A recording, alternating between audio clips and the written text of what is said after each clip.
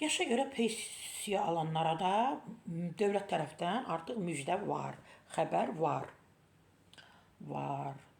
Bəli, mən də istinad edirəm konkret nöqtədə. Konkret nöqtədə azda AP istinad edib ki, bugün Milli Məclisin, yəni bugün deyəndə ki, onsuz elə gündəlik müzakirə olunur. Sadəcə olaraq Milli Məclisin Əmək və Sosial Siyasət və İqtisadi Siyasət, Sənaye və Sahibkarlıq Komitəsinin birgə iclasında Azərbaycan Respublikasının 2026-cı il dövlət büdcəsinin zərfinin müzakirəsində Əmək və Sosial Siyasət Komitəsinin sədri Musa Quliyev gör nə deyib. Komitə sədri bildirib ki, 2019-cu ildən başlayaraq 5 dərin sosial islahatlar zərfi qəbul edilib artıq. Bu paketlər hər il 4 milyon vətəndaşın sosial durumunun yaxşılaşmasına xidmət edir. Ölkəmizin 2025-ci ildə əldə etdiyi iqtisadi uğurlar 2026-cı il büdcəsində sosial xərclərin artmasına səbəb olur.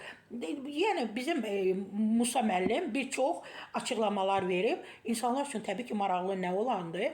Yəni yaşla bağlı pensiyaların artımı olacaq ya olmayacaq? Bəli. 2019-cu ildən əmək pensiyalarının minimum məbləği ölkə üzrə yaşayış minimumu üstələyib.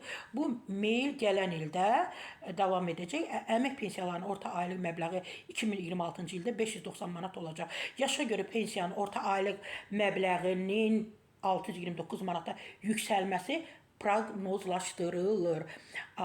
Hörmətli yaşa görə təqaüdə çıxanlar, pensiyaya çıxanlar, sizin də yəni artacaq, artım olacaq. 629 manata qədər yüksəlməsi gözlənilir. Təbii ki, bu il yox, yəni növbəti illərdə olacaq. Sara Səfradan sizlərə şad müjdə, xəbər.